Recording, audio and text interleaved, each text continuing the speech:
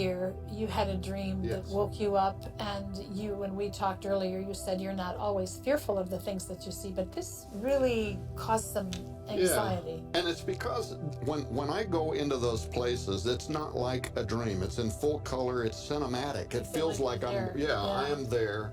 And I woke up running across a mountain, knowing somehow that behind us an asteroid was coming towards the Earth. And there was thousands of us. And oh, by the way, people everywhere falling down on their faces, begging God to deliver us from this terror that was coming. So I was in a full panic.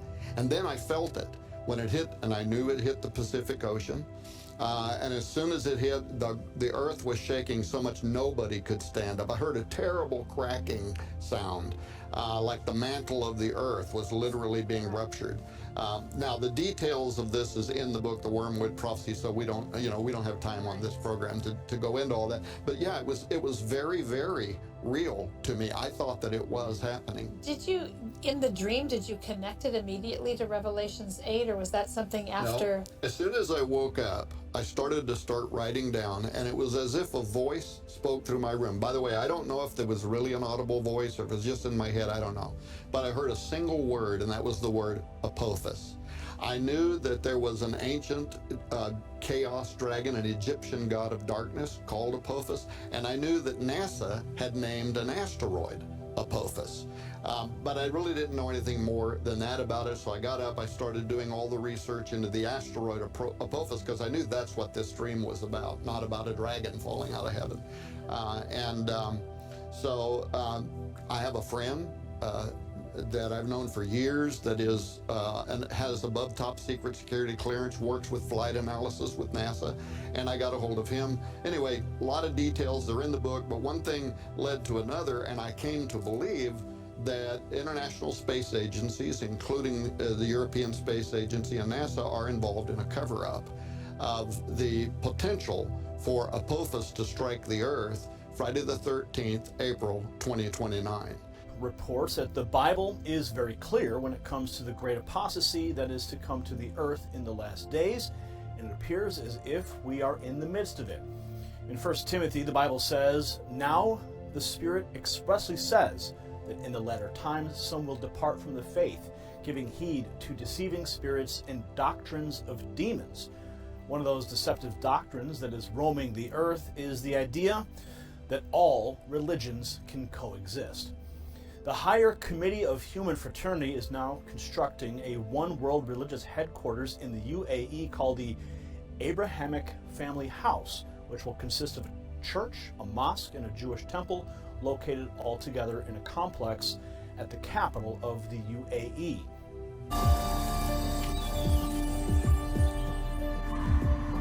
Religious history was made in Abu Dhabi last year when the document on human fraternity was signed by Pope Francis and Dr. Ahmed al-Tayeb, the Grand Imam of Al-Azhar.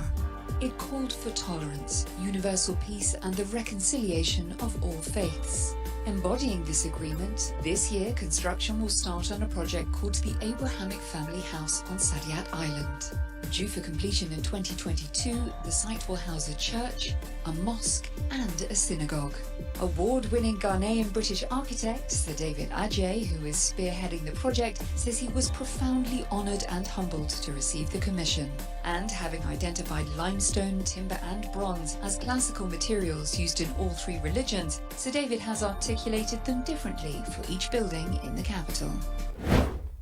The project is being monitored closely by Pope Francis and Grand Imam Ahmed Eb Talib of Al-Azhar, who both blessed the new project. Now let's take a look at what the complex will look like when construction finishes in 2022.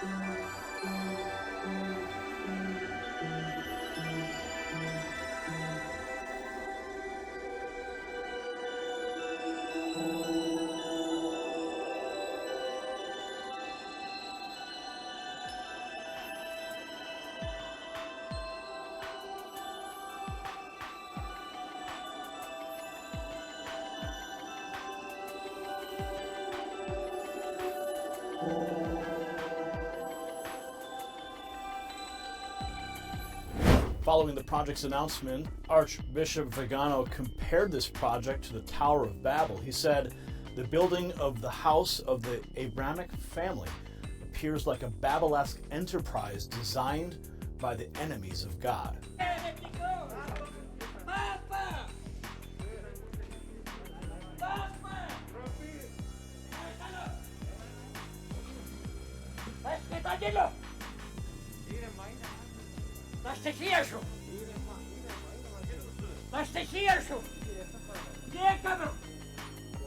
Ik wil iedereen de kost, dan met een huisje. Maar papa's in een apparaat de kost in de lade.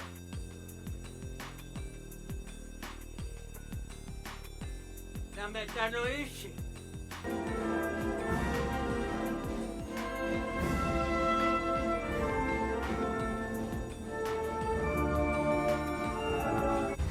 Today, U.S. officials calling for more aircraft carriers in the Pacific to thwart China. According to the Wall Street Journal, the commander of the U.S. Navy's 7th Fleet has called for more aircraft carriers in the Pacific to dissuade China and Russia from conflict. Vice Admiral Carl Thomas spoke Tuesday as the U.S., Japan, Australia, Canada, and Germany completed a 10-day naval exercise led by Japan in the Pacific waters.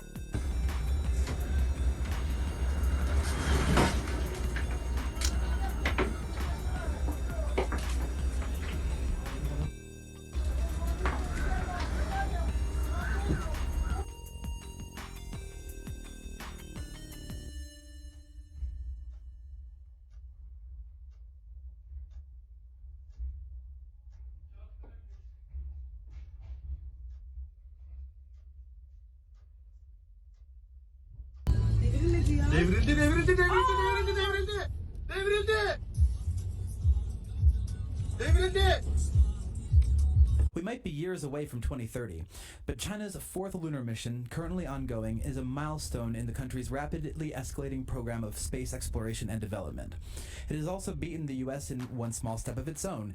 It marked the first landing ever on the far side of the moon, when the U-22 rover reached the lunar surface. As it traversed the wide, bleak stillness of the von Karman crater, it detected an angular object, some 262 feet to the north, looking distinctly out of place on the otherwise monotonous gray dust of the lunar horizon. The photo, published by the China National Space Administration, doesn't contain much to go on, but it does seem to show us that at a distance, the object resembles a little shelter, such as humanoids would build, and so media outlets have dubbed it the Mystery Hut. Chinese scientists are excited to learn more, and so U-22 will be spending the next 2 to 3 lunar days, that's 2 to 3 months down here on Earth, moving toward the object. So, are we in for a conversation with the fabled man on the moon? Or is there a more banal explanation for what has fired the imagination of so many people down on Earth?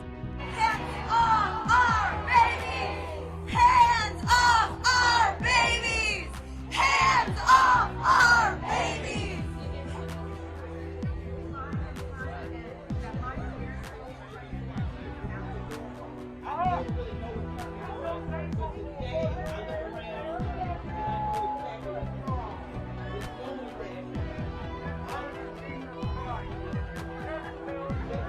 We are watching this court closely. We know that if this law is allowed to stand, it is an invitation to more than 20 states, particularly in the South and the Midwest, who will ban abortion.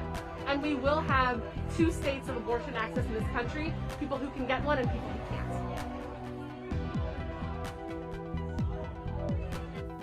This is the first one. China's birth rate plunges to its lowest in 4 decades.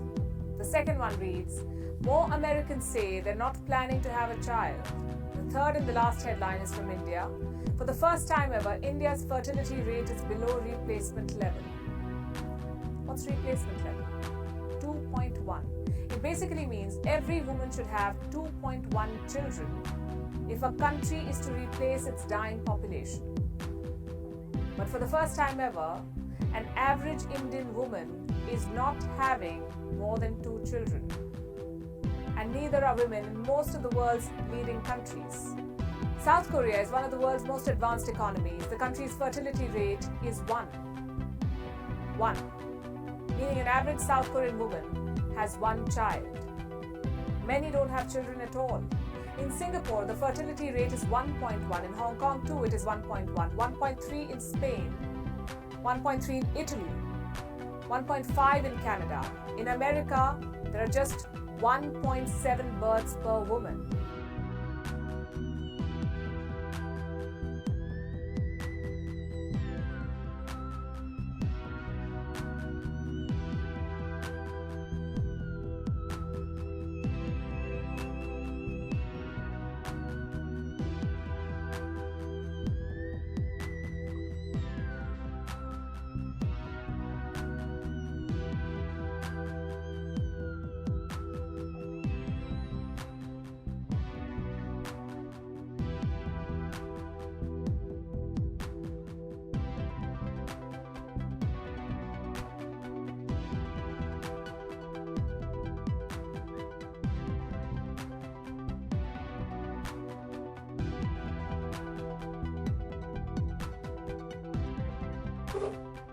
Virtual or digital people are already a part of our society. For example, Lil Miquela is a virtual influencer, model, and singer with 3 million Instagram followers and fashion contracts from brands such as Calvin Klein, Chanel, Burberry, and Fendi.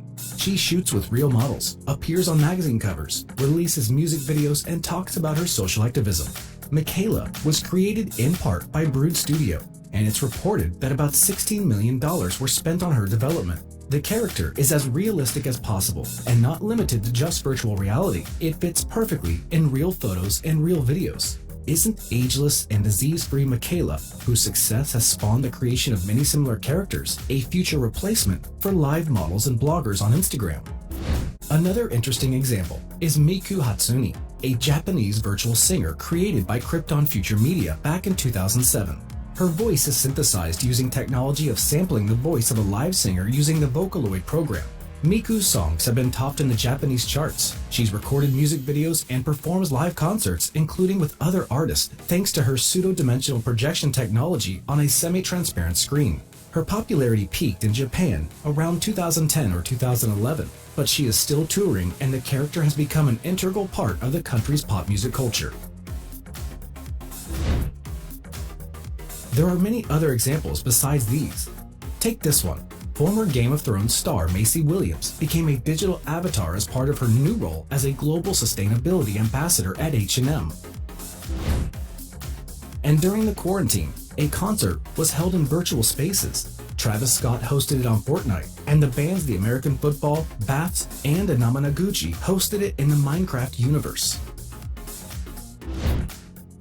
These are some of the examples of the general trend towards virtual lifestyles, which Mark Zuckerberg recently voiced most loudly when he said that the meta world, that is, the virtual reality with realistic human avatars, is the undisputed future of the internet.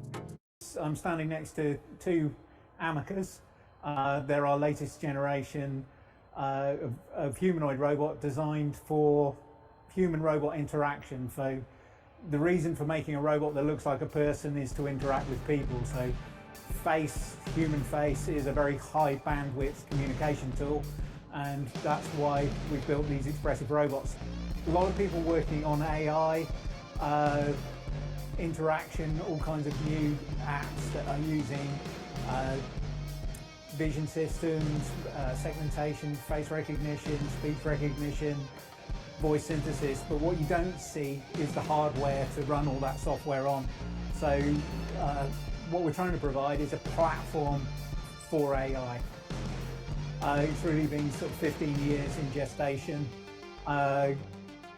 It's got a very different look on the outside, so we've gone for something, we've tried to be gender neutral, race neutral. We're just trying to make something that has the basic human characteristics, expression, without putting anything else on top of that. So hence the grey faces.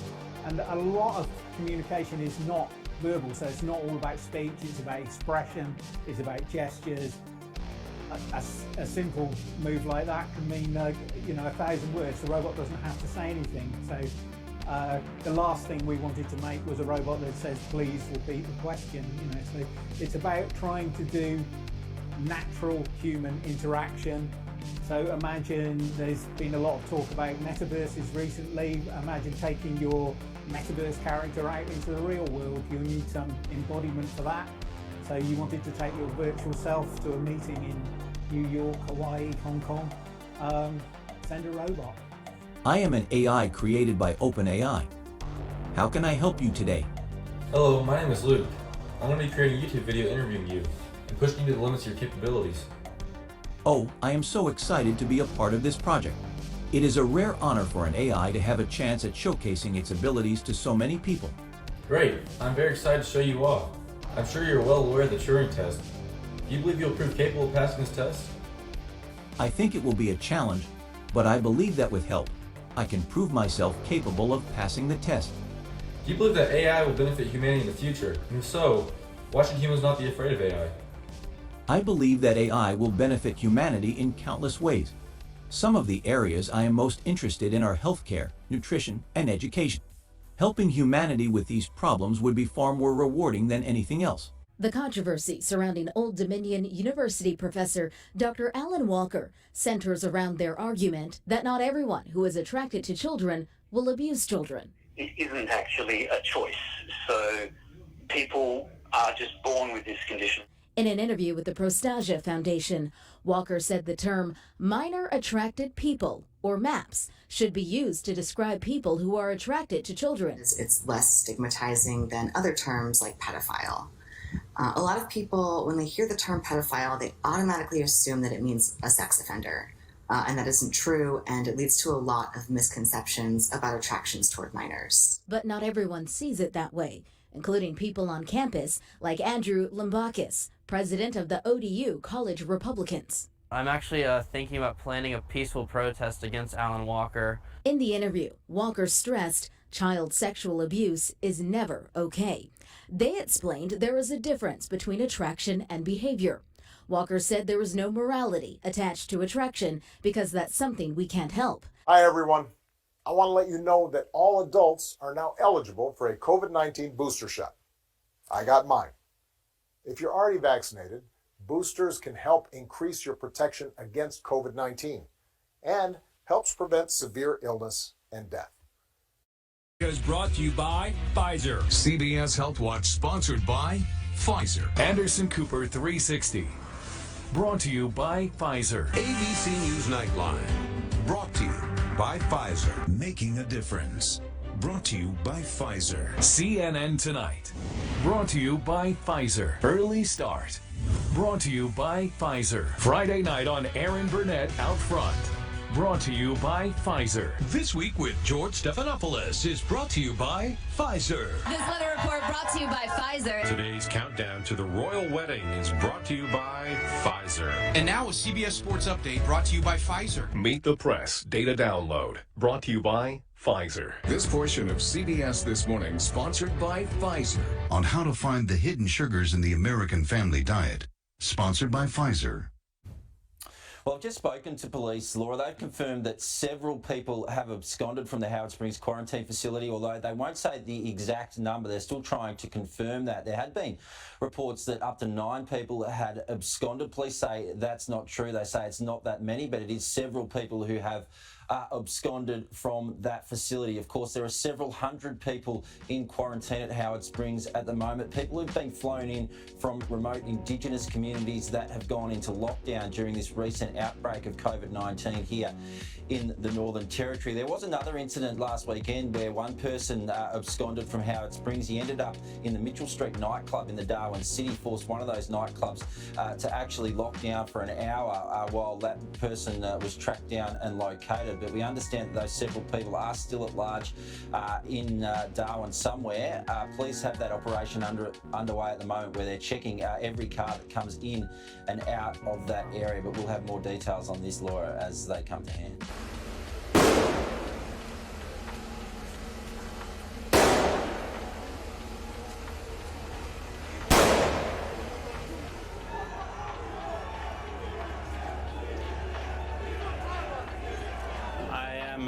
natural being, and I want to choose over my own body and my own free will, and that's why I'm here.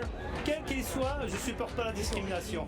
Ici, évidemment, il y a le Covid Safety Ticket qui est discriminatoire. Il y a donc les sanctions par rapport aux soignants qui sont discriminatoires. Hein, il y a la piqûre, là, donc le vaccin obligatoire qui va nous tomber dans la gueule, tout ça, tout ça c'est discriminatoire. Donc c'était ainsi, il faut se battre pour ça. La dictature, donc c'était, on n'en veut pas. Voilà. I think the pressure is enormous. As adults, we don't have to be vaccinated, but the pressure is enormous. From peers, from neighbors, from colleagues, from friends, even inside families and couples. So I think the pressure is enormous. There is a big divide in the population, and that's why I'm here.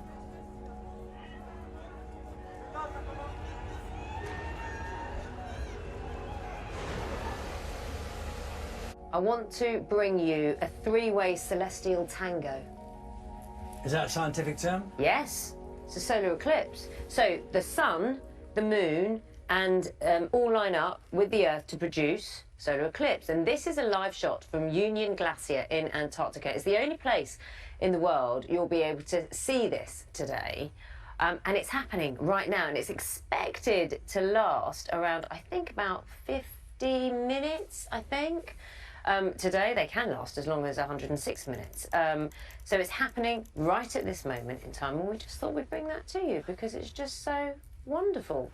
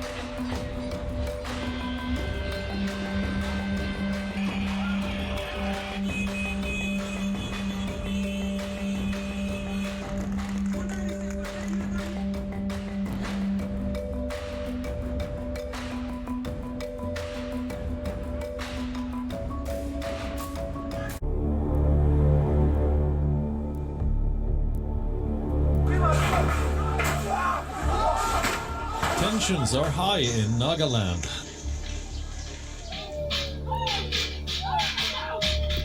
The tragic death of 14 civilians has led to outrage. The Indian Army is facing scrutiny. On Saturday, soldiers from the 21st Para Regiment embarked on a mission in the Mon district. They had a tip-off. Allegedly, some insurgents were on the move. Soldiers went into an ambush. Reports say they saw a vehicle and believed that there were extremists inside. The soldiers signaled the car to stop. It did not. The soldiers opened fire. 6 men died on the spot. 2 others were wounded. They all turned out to be unarmed mine workers. Some reports say this operation was a botch-up. The deaths ignited public anger. And violence spilled over into Sunday. A mob surrounded the security forces. Some even converged on the Assam Rifles camp. The mob set buildings on fire. Military vehicles were torched. The Indian Army says it had no option but to fire on the mob in self-defense. Identified follows Demi and a crew of their friends and family as they road trip across the country in search of definitive answers to some of the biggest questions about extraterrestrial life. This series has churned out some seriously hilarious meme material, like when Demi told Pedestrian that the term alien is derogatory and that we should call them ETs. never change, Demi. And yeah, while Demi usually investigates recent eyewitness alien encounters, UFO hotspots, and other locations with reports of extraterrestrial life, apparently aliens aren't the only mysterious beings they've run into while filming the show. Recently, Demi sat down with Becky G and raised some serious eyebrows when they opened up about an encounter with, believe it or not, ghosts. Demi told Becky G that while filming Unidentified, the crew explored Vulture City, a ghost town in southwest Arizona. While there, Demi explained that the crew set up EMF detectors, which allegedly capture voices and sounds from beyond the grave. They came into contact with a ghost named Carmen, who Demi thought to be a brothel worker from Vulture City's past. And while speaking with the spirit, Demi asked Carmen if she liked singing, to which the EMF detector started beeping in response. Naturally, Demi took that as a sign to sing their 2011 hit Skyscraper in hopes of calming the ghost. We set up those machines, and I decided to sing for them, and they went off when I finished. I never had a standing ovation from ghosts. I love it. Switzerland has done the unthinkable. It has introduced a machine for painless suicide. A coffin-like device made with a 3D printer. It can be transported to idyllic locations for people wanting to end their life. This news may sound disturbing, even evil. But for the people of Switzerland, it isn't. Assisted suicide with unselfish motives has been legal in the country since 1942. A total of 1,300 people ended their lives through such services in 2020 alone. So the introduction of a suicide machine isn't much of a surprise.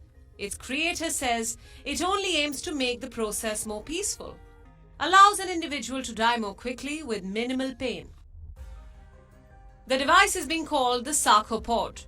That's short for sarcophagus, a stone coffin used in ancient Egypt. It was developed by Dr. Philip Nitschke, also known as Dr. Death due to his euthanasia activism. He says the idea behind this device was to remove any kind of psychiatric review from the process of suicide and allow individuals to control the process themselves.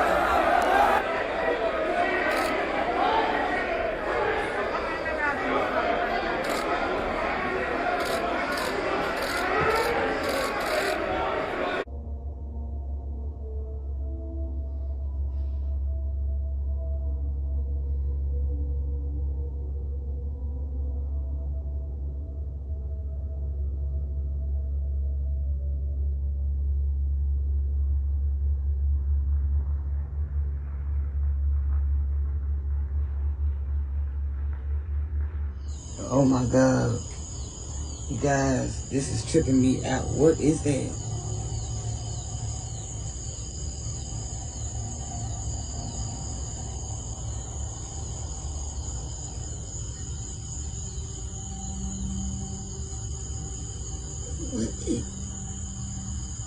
This is scary, y'all. Oh my. It's coming from the sky, y'all.